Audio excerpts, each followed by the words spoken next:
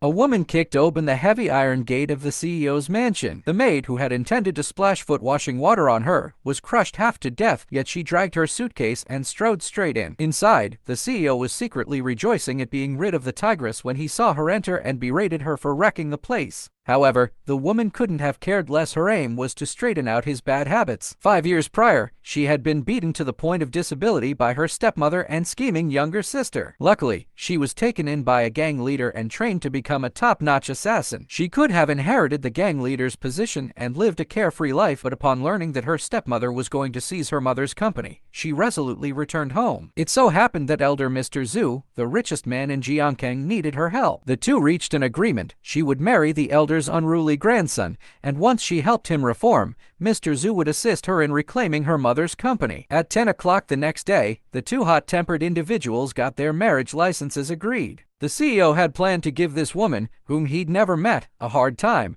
but he was drawn to her purity and cuteness. Little did he expect such a sharp tongue beneath that sweet exterior. Though they couldn't stand each other, out of respect for the elder, they quickly got the license. The CEO wanted to set 3 rules prohibiting any physical contact, but the woman, in a rebellious streak, pulled open the car door and sat on his lap. The more he tried to stop her, the more she acted up. The CEO warned her to go their separate ways and not come looking for him, yet early the next morning, she kicked open the door and walked in. Enraged, the CEO, adhering to the principle that a good man doesn't quarrel with a woman, turned around and left the house. He invited a group of wealthy kids to drink to drown his sorrows. After a few drinks, he started bragging, saying he would whip the woman like a top. No sooner had he spoken than the woman arrived, with a 1-meter-long machete slung over her back. To ease the awkwardness, his friend offered her a drink, but she drew the blade and split the bottle in two with a flash, declaring that if the man didn't come home before 12 o'clock, the next thing to be chopped wouldn't be a bottle. The friend immediately knelt down and acknowledged her as his sister-in-law,